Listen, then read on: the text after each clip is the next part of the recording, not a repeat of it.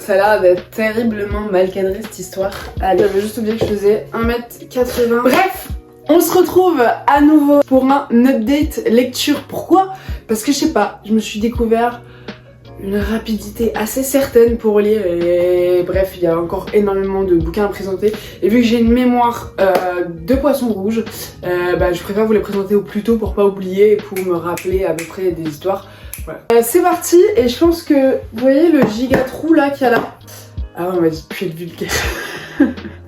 J'ai eu 2 messages en quoi c'était super mais que j'étais hyper vulgaire donc on va essayer de rester droit dans ses baskets. Allez.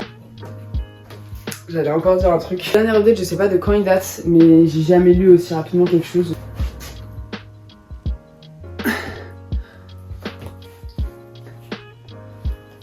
J'ai fini de lire Caraco Circus et c'est une grosse dinguerie. C'est excellent. La dernière fois, au dernier update, je m'étais arrêtée au 13e tome.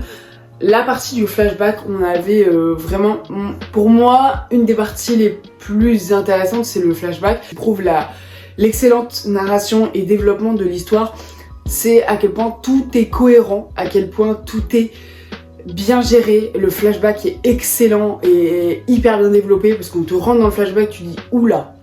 Et en fait, plus le flashback avance et même en lisant normalement, sans vraiment te concentrer, tout rentre correctement dans ta tête. Pourtant, on balance des personnages, ils sont tous ressemblants, il y a pas un tel est parent de un tel est cousin, un tel est machin, et au final, tout à la fin dans ta tête, tout est clair. Et ça, je trouve ça très très fort. Et c'est que c'était complexe, mais en même temps bien exécuté, donc facile à comprendre la complexité de l'histoire. Et ce que je trouve ça fou, c'est que tu penses jamais à ce que ça soit aussi développé. Quand tu commences Caraco Circus, tu t'attends jamais à un truc pareil. C'est pas possible de savoir à l'avance ce que va te raconter cette histoire. C'est impossible. D'ailleurs, je m'entends encore parler sur le tome 1 de Caraco Circus. Dire je comprends pas l'histoire du Zonafa, ça n'a aucun sens, enfin, je trouve ça inutile dans l'histoire, alors que en fait je te rends compte que c'est un peu la base et que c'est un peu la base de l'histoire au final. Au niveau de l'histoire, pour ceux qui ne connaissent pas du tout, Caraco Circus, c'est un shonen pour adultes comme j'aime les appeler, sauf que on est sur un gars qui fait le nounours dans la rue, son but est de faire rire les enfants. Pourquoi? Parce qu'il a attrapé une maladie qui s'appelle le Zonafa, qui lui oblige de rire ou de faire rire, sinon il s'étouffe. Et il va tomber sur un gamin qui a besoin d'aide à tout prix parce qu'il est pourchassé par ses demi-frères et demi-sœurs. Il a été héritier d'un énorme héritage et du coup il va se retrouver hyper riche, mais surtout recherché par ses frères et sœurs parce que ils veulent l'argent. Donc ils veulent tuer ce gamin pour eux récupérer l'argent après, parce que l'héritage est à plus de 7 milliards, enfin des sommes astronomiques. Et au milieu de tout ça, t'as une jeune fille, une jeune française qui va les rejoindre, qui s'appelle Shinigami, et qui va faire partie aussi de la petite aventure. Donc ils vont se retrouver dans le manoir du tonton, machin, tout ça, et ils vont se créer des liens. Ça va se passer, il va y avoir dispersion de l'équipe. Genre, j'essaie d'être hyper fou, mais il va y avoir dispersion de l'équipe et c'est là que tout devient intéressant. Et t'as ça au bout du 4e tome. Tu vas avoir d'un côté une révélation, tu vas aller droit au bout et tu vas rentrer dans la merde. Voilà, dans la merde de l'histoire globale. Et d'un autre côté, tu vas avoir une partie cirque un peu plus dilettante et en même temps pas tant, parce qu'en même temps tu auras des petites révélations, surtout du développement de personnage, d'un personnage qui part de très très très très loin humainement parlant. Et de ce côté-là, du coup, t'as ça, plus aussi un développement d'un gars qui essaye de se trouver. J'essaie d'être le plus vague, hein. Il essaye de se trouver parce que il se sent très faible et du coup, il aimerait vraiment évoluer tout en apprenant la vérité, en sachant qui il est. Voilà. Et t'as ce côté-là. Et c'est hyper intéressant. Les deux côtés t'apportent un lot de souvenirs et de plus à l'histoire qui ne s'en mêlent pas ensemble. C'est ça que je trouve ça très très bien, c'est qu'on t'apprend beaucoup de choses sur tout le conflit général, mais en même temps t'es pas perdu. Et après vers la fin t'as vraiment un gros développement d'un personnage qui devient vraiment très très fort, qui porte... Ah non, faut pas que je vais le lire. Merde. Terrible Joker qui porte ses couilles entièrement. peut-être un peu trop, j'ai trouvé. Et la fin, pour parler de la fin, parce que c'est vrai que tout le long c'est génialement, en fait, je vous l'ai déjà dit dans les histoires, mes parties préférées de l'histoire c'est toujours le développement. La fin, je suis toujours plus ennuyée par la fin parce que tout se finit et que le truc le plus croustillant du développement, bah il est passé. Et à la fin, quand t'as les révélations et bye bye tout le monde, au revoir, bah je suis toujours plus ennuyée. Voilà, comme ça vous le savez. Donc la fin elle était bien. Évidemment une bataille finale, un peu comme tous les shonen et tout, ce qui est une suite logique qui est pas mal, il y a une partie qui était bien, une partie qui était, j'ai trouvé un chouille moins bien, le fait qu'il part à des kilomètres, j'étais un peu moins emballée. En fait la fin qui est concrète, hein, concrètement elle est concrète, mais entre les personnages, cette histoire de séparation où t'as pas vraiment de retrouvailles, c'est dur. C'est dur. Après, pour parler encore un peu du global de l'histoire, ce qui est bien chez Fujita, c'est ça, c'est Fujita? Oui, c'est qu'il a pas peur de tuer des personnages. Et ça, c'est assez intéressant. T'as vraiment une hécatombe. J'ai pas envie de dire ça, mais t'as vraiment une hécatombe, mais qui pousse vraiment les personnages à aller encore plus loin. Et ce qui apporte un truc, une véracité à l'histoire, c'est que bah ils sont comme ça parce qu'ils ont vu dizaines de personnes crever qu'il a combattu avec, tu vois. Enfin, pour vous donner, voilà, il a pas peur de l'hécatombe. Alors c'est aussi le but de l'histoire parce que le Zonafa, c'est pire que le Covid. Voilà, pour Karakuri Circus. Conclusion, je suis très content de l'avoir lu. Conclusion, je vais le garder évidemment dans ma mangatech. C'est pour ça que j'ai créé cette chaîne, c'est découvrir aussi les mangas un peu cultes ou mis sur un piédestal pour certains. Et découvrir ça et tu t'attends jamais à autant derrière ou...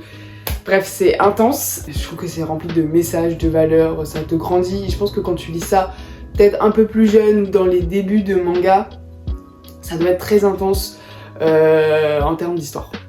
Voilà. Ensuite, j'ai fini une série aussi. J'ai fini Pour le pire en 12 tomes, qui est un seinen un peu rocambolesque. Je ne sais pas trop quoi en penser. On est sur l'histoire d'une fille qui est accusée de meurtre. Qui se retrouve en prison en tant que meurtrière, parce qu'elle est jeune.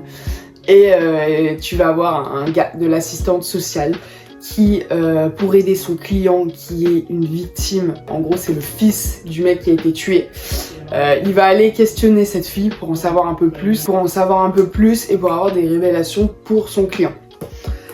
Et à partir de ce moment-là, tu vas avoir tout. Tu vas aller voir au parloir, je sais pas comment on appelle ça, mais tu vois, il y a le meurtrier, une vitre et le gars, souvent ils sont au téléphone dans les séries américaines, mais souvent non. Et ils ont un temps ou pas. Et il va aller voir, il va aller la voir, il va lui parler, tout ça. Et de fil en aiguille, il va lui demander de se marier à elle. Et en fait, elle est très bizarre, elle est très jeune, mais en même temps, elle est un peu faux, enfin, un peu space, même dans sa façon... Je vais essayer de pas spoiler, mais dans son regard, enfin, elle fait un peu sociopathe, psychopathe. Et donc, ils vont se marier légalement. Et puis, de fil en aiguille, elle va commencer à lui raconter tout à ce mec, à lui avouer ce qu'elle a fait, tout un peu éparpillé. Et je vous avoue que tome par tome, comme ça, de goutte à goutte, moi j'ai bien aimé l'histoire parce que j'ai enchaîné les tomes. C'était un peu cohérent, sympa, mais que j'ai jamais vraiment pris au sérieux. Alors qu'en fait, au fond, t'as une vraie histoire psychologique de cette fille, de cette souffrance qu'elle a vécue, parce que ça joue forcément avec son passé. C'est ce que j'ai raconté dans une histoire. Souvent, les personnes qui ont brillé, qui sont devenues tueurs ou quoi, ça joue forcément avec leur enfance, avec ce qu'ils ont vécu, ce que leur éducation et tout ça. Tout joue par rapport à l'enfance. Donc elle a vécu une belle merde étant enfant. Et ça a joué sur le truc, donc moi j'ai pas pris l'histoire assez au sérieux, alors qu'au fond t'as une vraie psychologie sur cette fille, mais je trouve que leur visage, leur expression est assez déroutante. Je sais pas, j'ai pas eu une accroche, j'ai pas eu vraiment d'empathie pour cette nana parce qu'on la met pas assez. Au fond on t'explique qu'elle fait ça pour ça et qu'elle a voulu aider, qu'elle a toujours été complice en soi, mais pas assez de sentiments pour cette fille, même si le tome 11 il m'avait bien plu, mais là le tome 12, moi j'étais complètement perdue, c'est-à-dire qu'on on te balançait par rapport aux noms des gens qu'elle a tués, et on te balançait des noms de famille. Les gars, qu'est-ce que vous voulez que je retienne des noms de famille sur un titre? On me balançait 3 noms de famille, mais j'étais en mode, mais qui est qui? Mais qui les marque? Qui quoi? Genre, impossible. Et je pense que ça peut se relire, mais tout d'une traite. Pourquoi pas? C'est comme un petit feuilleton policier en 4 épisodes sur Canal, tu vois. Mais assez compliqué, assez complexe, je trouve. J'ai lu ça. Chi, une vie de chat en France. Voilà, sachez que je l'ai lu, ça m'a pris 30 secondes. Moi, je n'ai aucun affect pour Chi. Je sais que c'est un peu un personnage un peu culte de Glénat et des gens. C'est évidemment que j'ai reçu. Voilà, sachez que je l'ai lu. C'était bien, mais je suis pas du tout le public. Mais alors, vraiment pas. Ensuite, pour rester dans les chats, et pour le coup, ça m'a un peu plus touchée, même si ce genre d'histoire n'est pas ma tasse de thé. Le petit monde de Cabocha, que j'avais chopé dans un lot vintage, j'en ai profité pour le prendre parce que j'avoue que 12 € pour ça, c'est non. Mais même si vous avez des belles pages couleurs, en soi le papier est de bonne augure. Pour soutenir en plus un titre du Renard Doré, c'est assez cool. C'est très mignon, c'est par l'auteur de Daisuke Igarashi, donc moi j'aimais beaucoup, c'est l'auteur des Enfants de la Mer. Moi j'aime beaucoup son trait graphique, qui pour le coup là était très vague encore une fois. J'ai trouvé le chat très mignon, alors que je ne suis complètement insensible aux petites bêtes. C'est un petit côté un peu de pierre. Voilà, les petites bêtes, les petits chats, les trucs, ils sont là, c'est bien, ils sont pas là, tant pis. C'est mon avis, donc pour vous dire que ce titre m'a quand même un peu touchée, alors que de base c'est pas mon dada. C'était mignon, c'est un gars qui a adopté un chaton très jeune, et en fait ils ont décidé d'aller de vivre dans la campagne japonaise. Ce petit hameau là, cette petite maison, c'est archi cute. L'ambiance, je l'ai trouvé super sympa. Pas très anecdotique, tu vois, parfois il y a des titres, bon, ok, anecdotique, genre Chi, une vie de chat, pour le coup, genre Chi, une vie de chat en France, voilà. Mais alors ça, j'ai trouvé une petite poésie, t'es heureux de lire ça, voilà, j'ai bien aimé. Si vous tombez dessus, bah je vous le conseille, c'était plutôt sympa. Et si moi je suis insensible aux chats et que ça m'a plu, et que vous aimez les chats, voilà. Bah, je veux pas non plus en parler le 117. Oh, un beau titre. Un titre qui m'a bien plu, ça, c'est Golden Goal. Je l'ai reçu, on me l'a envoyé, c'est Guillaume Main qui m'a envoyé un petit mail en me disant est-ce que ça te dit de découvrir ça. Et j'ai mis un peu plus de temps que mes congénères à lire. Vous en avez déjà peut-être entendu parler dans d'autres vidéos. Moi j'ai fait exprès de swipe les moments où ils en parlaient pour pas être biaisé par mon avis, parce que je sais que je suis assez facilement influençable sur les avis d'autrui. Et je l'ai lu du coup en essayant de ne pas en avoir entendu parler. J'ai adoré. Alors, si vous voulez juste un avis qui va vous dire, je veux le tome 2. C'est assez dénigrant de dire ça, mais vous comprendrez peut-être la démarche. Pour un manga français, j'ai trouvé ça excellent. Moi, c'est tout ce que je voulais, tout ce que je m'attendais à ce livre. Même si au début, j'étais un peu réticente de le lire, je vous avoue, il était dans ma palle, mais à chaque fois, j'en remettais un au-dessus. Et j'ai fini par le lire.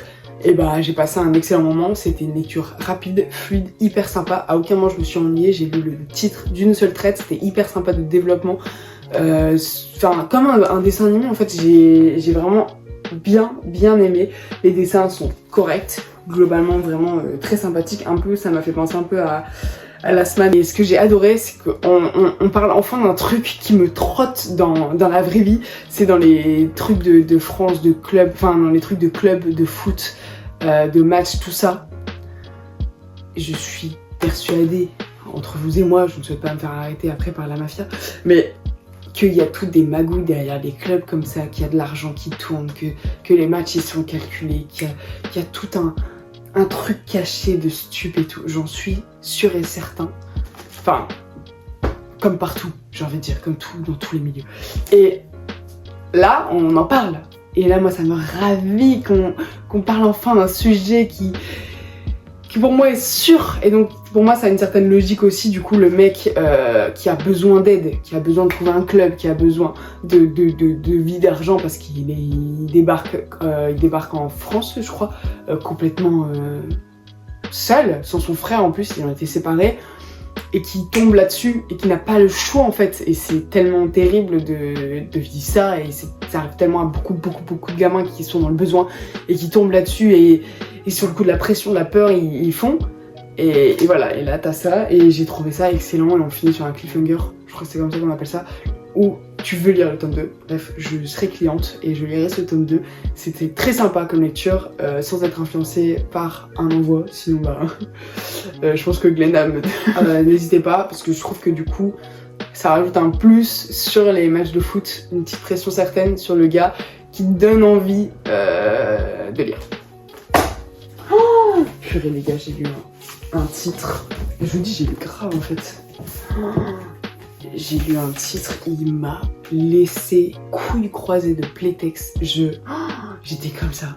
Je sais toujours pas si j'ai aimé ou pas. C'était trop perturbant. Donc c'est mon petit titre de Taniguchi du mois. J'essaye à chaque fois de prendre un peu mes auteurs petit à petit. Le seul que j'ai pas fait là c'est Maruo. Mais bon, je me rattraperai sur Maruo, c'est tellement rapide à lire. Et Les années douces de Taniguchi. What the fuck, c'était hyper perturbant. C'était un mélange entre quoi? Entre le gourmet solitaire, pour sûr. Vous avez du gourmet solitaire, l'homme qui marche. Waouh, en gros, tu vas avoir une fille qui va rencontrer au détour d'un café-restaurant. Tu vois, au Japon, t'as beaucoup de restaurants où les mecs mangent tout seuls au restaurant, là, au bord des bars, au bord des bars, tout seul. Et tu vas avoir une fille qui va retomber sur son professeur à côté d'elle. Et semaine après semaine, ils vont finir par se parler et par avoir une relation, mais genre amicale, enfin chelou, professeur, maître, mais à aucun moment ça déborde, mais à aucun moment, je vous jure, elle m'a laissé perplexe cette histoire. T'as le professeur que j'ai pas du tout aimé.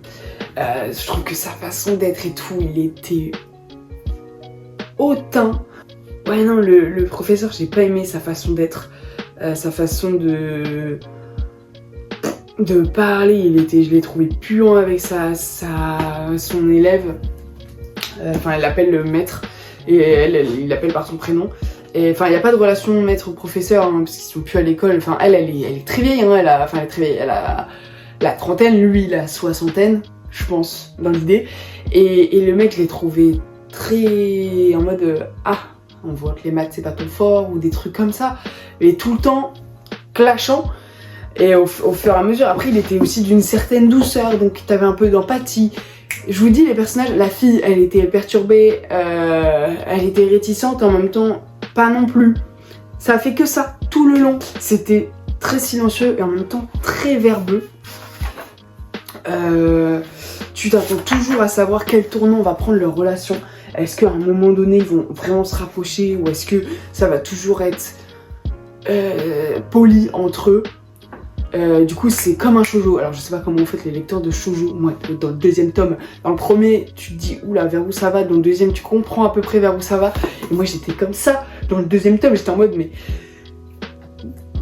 Je passais les pages, j'étais en mode mais embrassez-vous, faites quelque chose, montrez-nous ce que... Cassez-vous, enfin... Dites les termes, dites ce que vous allez entreprendre, parce que tout le long on vous fait avec des petites allusions mais pas trop, on vous en dit mais pas trop, enfin... Waouh, ce tome te tend littéralement entre les personnages, tu sais jamais où tu vas. Et t'as que leur relation à eux, t'as pas leur relation de boulot, enfin... Tu les vois que quand ils sont ensemble, mais tu les vois pas non plus tout seul. Enfin si, tu vois la fille parfois toute seule, remise en question. La fille par contre, je l'ai trouvée adorable, très très sympa. Bref, voilà, une relation qui va vous laisser perplexe, je pense. Mais en même temps, c'est un slice of life, encore une fois, de Taniguchi, très lent, donc tu vas les voir aller au restaurant également, enfin voilà, l'eau coule, cool. Assez cliente de cette pâte de Taniguchi et je finis par... Enfin, cliente, non, à la base je suis pas forcément cliente, mais je finis par l'aimer et l'apprécier étonnamment. Mais j'avoue que la lecture elle était longue parce que tu savais pas vers où t'allais. Bref, voilà, Les Années Douces. Je suis curieuse si quelqu'un l'a lu, qu'il mette un petit commentaire, me dire lui ce qu'il en a pensé. Est-ce que là moi ce que j'ai dit ça révèle vraiment l'histoire ou est-ce que je suis allée trop loin? Mais je vous jure, j'arriverai même pas à vous faire un récapitulatif mieux que ça. Là j'ai tout donné là. Je suis curieuse si vous avez un avis à vous faire dessus. Et je sais pas si j'ai donné envie à des gens de le lire, mais moi c'est l'idée que ça m'a fait de ce titre. Voilà. D'ailleurs, si vous avez des avis à dire sur les titres que je vous ai présentés, d'ores et déjà, n'hésitez pas à me laisser un commentaire. J'adore échanger avec vous, j'essaie de vous répondre. N'hésitez pas aussi à liker et encore merci de me suivre. Je fais une petite aparté pour vous dire ça. C'est trop bien et j'ai essayé d'être un peu plus active, même si j'ai pas beaucoup d'idées de concepts de vidéos à faire. Ça t'as pas faire des updates et des books cool. Donc voilà, une lecture ultra sympa. J'ai eu que des bonnes lectures en vrai, hein. Que des grosses pépites. C'est ça d'acheter des pépites, c'est de lire des pépites. C'est trop bien, j'adore. J'adore ma consommation de livres qui je trouve très très bonne. Le goût d'Emma de Ken Takama, une petite lecture hyper sympa, hyper belle, hyper colorée, hyper cool. On est encore sur mon autrice Ken Takama que j'aime trop, en collaboration cette fois avec une autrice française. Où est-ce que je peux le trouver son nom? Emmanuelle Maisonneuve, Ken Takama et Pablo Twitch. Voilà, c'est toute une collaboration d'une fille qui souhaitait montrer son histoire et qui a demandé à Ken Takama du coup de l'illustrer. Et il me semble que c'est ça. Et c'était hyper sympa. Donc on est sur une fille qui adore, qui goûte la cuisine, qui adore la cuisine, qui aime bien manger, qui aime bien donner son avis, qui veut devenir inspectrice au prestigieux guide Michelin. C'est ça le mot que je cherchais, inspectrice pour le guide Michelin, parce qu'elle trouve, enfin elle a des papiers très développés, qu'elle adore ça, c'est son rêve. Et du coup elle devient inspectrice au guide Michelin de par elle-même. Elle n'est pas soutenue par son mec qu'on ne voit jamais mais qu'on sent une certaine pression qui veut nous faire clairement passer un message. Et ça j'ai trouvé ça très subtil, le fait qu'on sache jamais qui c'est, on ne peut pas s'attacher à ce gars, mais on sait juste que c'est le diable, un mauvais personnage sur son épaule gauche. Et heureusement qu'elle est écoutée et qu'elle écoute que son petit ange sur l'épaule droite. Je sais pas si j'ai bien dit épaule gauche, épaule droit. Et j'ai trouvé ça, j'ai beaucoup aimé cette fille qui était juste sérieuse dans son boulot, mais en même temps assez frivole, et en même temps elle avait confiance en elle et elle se laissait pas déstabiliser, mais elle écoutait quand même les avis mais sans se laisser déstabiliser. J'ai beaucoup aimé ce personnage. De toute façon tous les personnages de Ken Takama, je ne serai pas objective, je les adore. Je trouve ce titre très sympa, de but en blanc, il se lit hyper bien, vraiment sans vraiment s'arrêter. Je l'ai trouvé copieux et en même temps il y avait ce qu'il fallait. J'ai trouvé ça très sympa, donc tu la vois à travers la France. D'ailleurs Ken Takama aime beaucoup la France apparemment, parce que là on est entièrement en France. À travers la France, aller dans des petites villes perdues pour trouver la petite pépite, le petit restaurant, et c'était très très cool.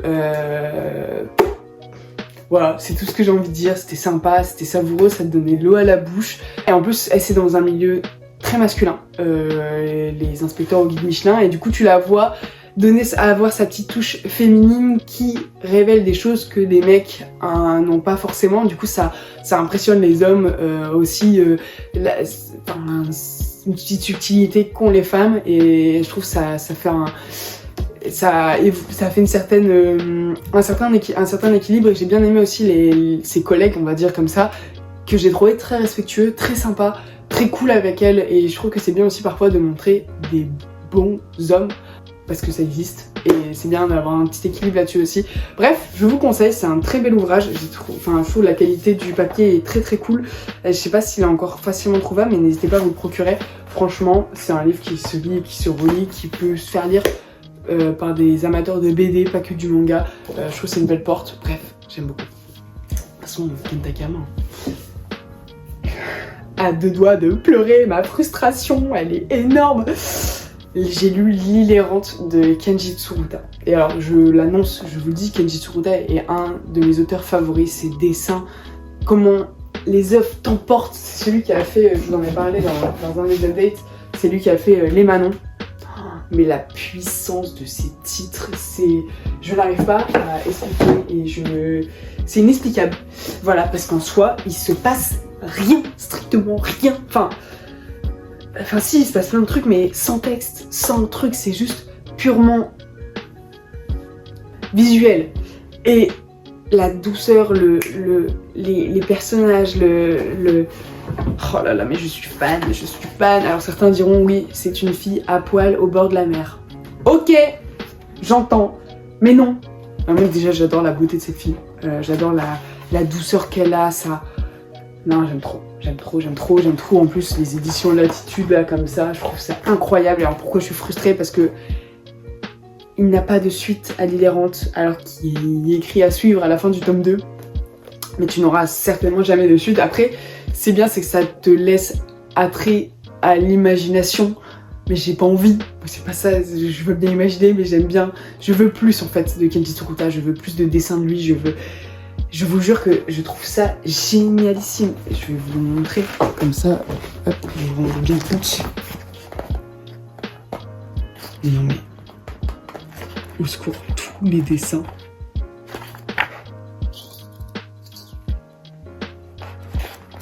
Tout, je pourrais tout vous montrer les gars. Il n'y a pas un... Non mais regardez-moi ces dessins de fou malade. Tout est beau. C'est de la poésie. Donc là on est sur une fille, il y a quand même une histoire, hein, vous inquiétez pas. On est sur une fille où son papy décède et en fait il restait un colis à livrer sur une île inconnue, qui n'est pas cartographiée, qu'on appelle l'île errante, où elle essaye de tirer les vers du nez des gens qui habitaient avec elle, enfin des gens de ses voisins, mais on lui explique mais pas trop, et quand elle tombe sur l'île de par hasard avec son avion, son hydravion, je sais pas si on dit hydravion, enfin son petit avion, et ben ils disent qu'est-ce que tu racontes, t'as pété les plombs et tout, donc voilà, et elle va se mettre dans l'optique de trouver cette île définitivement et vraiment de s'accoster à cette île. Elle est accompagnée de son chat, de son avion, elle va se cracher, elle va devenir, elle va à tout prix vouloir trouver pour déposer ce colis à son grand-père. Enfin, c'est magnifique. En fait, j'aime trop les dessins. Après, c'est pas aussi bien que Les Manons en termes d'histoire, en termes de récit, c'est très beau avec la mer et tout, mais c'est différent. Mais les deux titres, t'es dans la même ambiance, D'ailleurs, j'ai chopé aussi un de ces titres, on en reparle en book haul, mais un autre titre de Kenji Tsuruta à un très bon prix, donc je suis trop contente et j'ai hâte de lire. J'attends qu'il soit en passe en book haul pour lire et je vous en reparlerai dans un prochain update, prochainement je pense, parce que vraiment je suis fan de son ambiance. Un autre titre aussi très sympa, vous avez vu mon débit d'achat il est aussi élevé que mon débit de lecture, ne vous inquiétez pas. Très sympa, j'ai lu Amer Béton, mon petit Matsumoto du mois. J'essaye aussi de faire mes auteurs à chaque fois, bref.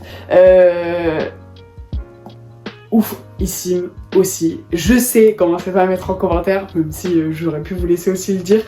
Je dois regarder apparemment le fameux film d'animation, n'hésitez pas à me le vendre encore plus, mais je dois absolument le regarder et j'ai envie de le regarder également parce que je pense que ce récit en couleur avec cette ville et ce récit en couleur doit être hyper intense. Alors vous allez suivre deux gamins, Noiro et Blanco, qui sont dans une ville un peu malfamée, un peu dans les cartels tout ça, et t'as deux enfants qui sont des enfants de rue, Noiro et Blanco. T'en as un, Noiro, qui est assez sombre, qui vit pour son frère, qui vit pour défendre son frère, qui connaît la misère et qui voit noir, littéralement. Et t'as Blanco qui voit blanc, qui papillonne, qui vole, qui se laisse vaquer à son imagination, qui voit qu'il a une vie terrible, mais qui voit toujours le côté positif. Voilà, t'as vraiment le yin et le yang.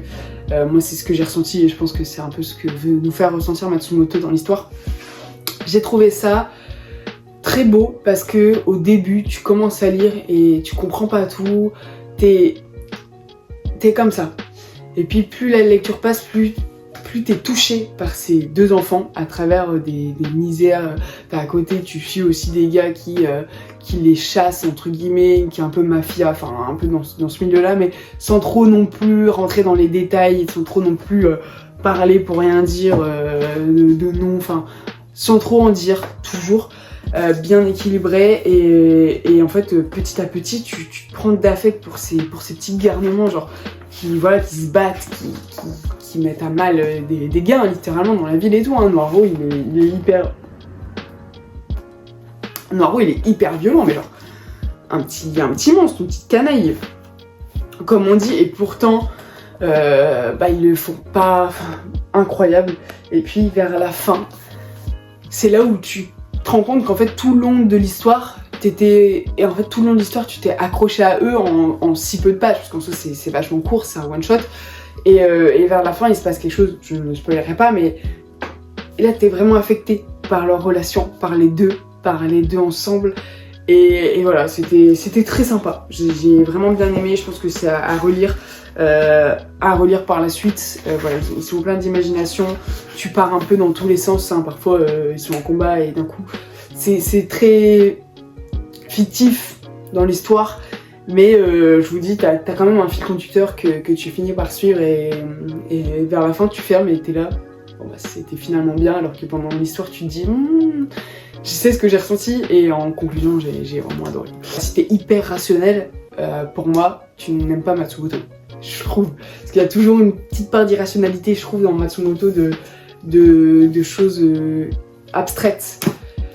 Allez, on va arrêter avec les mots en plus de 3 syllabes, sinon je tire 3 balles. Hop. Un autre titre que j'ai lu Boken Shonen, ça fait très longtemps que je l'ai, c'est un one shot de Mitsuru Adachi, un des deuxièmes titres que j'ai de Mitsuru Adachi. D'ailleurs, Katsu, il va passer à la poêle dans pas longtemps.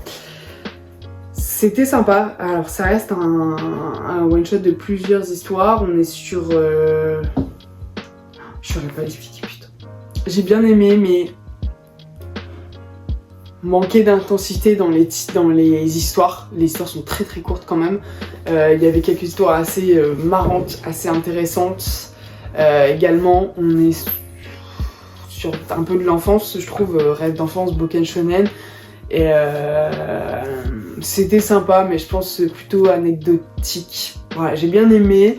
Le trait graphique là-dedans n'est pas non plus dingue, très old school, mais vraiment, je pense pas que ce soit une de ses meilleures œuvres. Voilà, j'espère ne pas mettre tous les fans de Adachi à dos. C'était cool, j'ai passé un bon moment, mais alors de là à ce que ça m'ait marqué, pas spécialement. Voilà, en termes de dessin, c'est correct, mais pas non plus fou. J'ai lu ça rapidement, je vous dis, je me suis pas ennuyée, hein, j'ai tout lu, c'était plutôt cool, mais c'était pas non plus mémorable. Ouais, non, j'arriverais pas à développer plus. C'est des histoires comme ça, hein, mais ouais, non, c'était sympa. Ça vous suffira? Allez, on passe à autre chose. J'ai commencé aussi Aria, mais je pense que il faut encore que je me décide à faire une vidéo dessus, mais pas que sur Aria, sur d'autres titres. C'est magnifique. Je développerai plus après, quand j'aurai tout. Je suis très contente de le lire, c'était très sympa. Je m'attendais pas du tout à ça comme histoire. Alors je savais que c'était très lent et contemplatif. Enfin, je m'attendais pas du tout à ça comme histoire. Heureusement que j'ai lu Coloré Creare, son titre là, avant. Du coup, je suis rentrée là-dedans, et par rapport à le tome 1 de Color Corée, machin truc, bah, ça m'a donné une petite idée. Je me dis, ah oui, bon, tout est comme ça, ok. Waouh, je m'attendais pas à ça. Alors, je savais que c'était une histoire de gondole, de Venise, de machin, mais je pensais que c'était un peu plus à la Sailor Moon, un peu, je sais pas, mais en fait, c'est très lent, presque ennuyant, presque. J'aime beaucoup, je passe un bon moment, c'est sympa, c'est plaisant, ça te donne des petits X sur la vie, je trouve. Parfois on te dit, bah faut savoir être patient, mais genre, juste elle se le dit, et toi parfois du coup ça te met une petite pichinette un peu sur la vie, sur quelques trucs de la vie et tout. Voilà, mais tout juste ennuyant. J'ai trouvé là les 3 tomes, et parfois t'es là en mode t'hésites à lire des bulles parce que bah il fait beau aujourd'hui, c'est beau. Ok. Mais en termes de dessin, c'est vraiment beau. Après, il y a beaucoup de blanc, mais c'est un bel équilibre, je trouve, de ces dessins. T'as des doubles planches très belles, très sympas. Les dessins sont magnifiques, hein. Moi j'adore, hein, mais je passe un bon moment. Mais j'avoue que je m'attendais pas à ça, c'est ouf, c'est trop marrant et je saurais pas expliquer. La fille, elle est très mignonne, donc c'est une histoire de fille qui arrive sur un Mars qui, en 2300, Mars a été inondé complètement, il y a eu la fonte des glaces et du coup Mars est devenu 90% d'eau. Et cette ville a été humanisée et appelée Néo-Venise, donc en gros c'est un petit jeu de mots par rapport à la ville de Venise. C'est Venise quoi, en gros, mais en 2300 sur Mars. Et t'as un métier qui s'appelle les ondines, et c'est des filles qui font des balades en bateau pour les touristes qui viennent à Néo-Venise. Et voilà, elles rentrent dans un truc de ondines, dans une entreprise de ondines où elles sont que deux. Et à chaque fois, les entreprises de ondines sont dirigées par un chat. Bon, le chat, moi au début, quand j'ai vu ça, je pensais que le chat était hyper intelligent, voilà, mais en fait non, c'est vraiment un chaton et c'est plutôt un porte-bonheur, voilà, et c'est vraiment un chat un peu, parfois t'as des histoires sur le chat, c'est sympa, avec tout un petit monde de chats, t'as plein de chats dans un endroit, enfin ça c'est assez mignon, voilà, dit comme ça paraît vraiment très gentillouné, kawaiiné, tout ça, mais ça reste quand même très sympa, mais border lent. Je m'attendais pas à autant de laxisme, je trouve, entre les histoires et à ce que ça soit aussi slice of life. Je sais pas si on peut appeler ça slice of life, mais très lent quoi, un peu comme en exemple, mais je l'ai pas lu, mais j'en ai entendu parler, mais Escala Yokohama quoi. Je m'attendais à ce que ça soit un chou plus. Dernière petite chose avant que tout le monde décroche, j'ai lu aussi une BD. Histoire de sororité, je voulais absolument la lire parce que la cover m'intéressait de fou et j'ai bien fait, c'était excellent parce qu'on parle de femmes qui ont fait beaucoup de choses dans le monde dont elles ont été tues, elles ont été mis en silence leur histoire pour faire briller les hommes et parce que c'était pas normal pour certains hommes les histoires ont été brûlées, ont été effacées littéralement, sauf pas tout, mais une grande partie dans les narrations, on parle que des hommes alors que derrière il y a des femmes, bref. Et j'ai trouvé ça très bien, on parle du coup de sororité envers ces femmes-là qui ont donné leur vie et on montre les quêtes qu'elles ont fait, dans tous les genres, dans tous les pays, pour toutes les quêtes, pour toutes les batailles, on montre une femme et ce que j'ai bien aimé c'est qu'on montre une femme dont on parle pas tant. Voilà, on n'a pas parlé de Simone Veil, on n'a pas parlé, même si c'est bien aussi de parler d'elle, mais on a déjà beaucoup parlé d'elle, là on montre des femmes encore plus discrètes qui ont quand même mené des combats et en plus ce que j'aime bien c'est qu'on dit elle est connue pour avoir été une salope.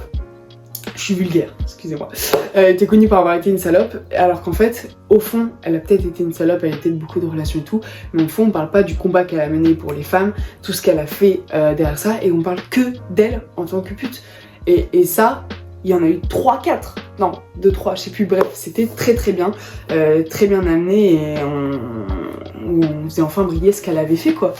Voilà, et ça pour beaucoup de femmes, donc c'est cool, c'est qu'on parle vraiment de femmes mises dans le silence, vraiment tues. On parle aussi d'anecdotes, toujours de la femme, là, porter la culotte, alors qu'au début c'était un truc d'homme et c'est devenu un truc de femme, voilà, les jeans, tout ça, bref, de sororité envers les femmes. J'ai trouvé ça très sympa, très intelligent, très intéressant, je trouve, pour faire briller. Pareil, on parle aussi des Amazones qui sont dessinées toujours à poil et tout, alors qu'au fond, bref, tout ça. Pareil sur la préhistoire où au début on me disait que le premier homme qui a été retrouvé c'était un mec, les gars avaient même pas réfléchi, ça paraissait tellement logique que ce soit un homme alors qu'en fait non, c'était une femme et que le mec n'avait même pas réfléchi à ça. Bref, voilà, et c'était très intéressant, je vous le conseille et je vous le conseille à tous vos enfants ou à tout le monde pour découvrir un peu des histoires intéressantes de femmes intéressantes et dont on ne parle pas. Voilà, c'est tout pour cette update lecture qui a bien updaté. Voilà, j'ai essayé de varier vraiment beaucoup. Voilà, j'ai plus qu'un raccourci à lire. En gros intégrale maintenant, j'en ai encore quelques-uns, vous inquiétez pas. Mais voilà, il va falloir que je me retrouve une prochaine série. J'ai ce qu'il faut. Voilà, n'hésitez pas à mettre un petit commentaire, petit like, petit j'aime, like et j'aime c'est la même chose, à vous abonner, merci d'avoir regardé cette petite update lecture, petit, tout est question de... Voilà, j'espère que ça vous a plu, que je vous ai donné des petites idées, des petits avis sympas. Gros bisous et bon week-end.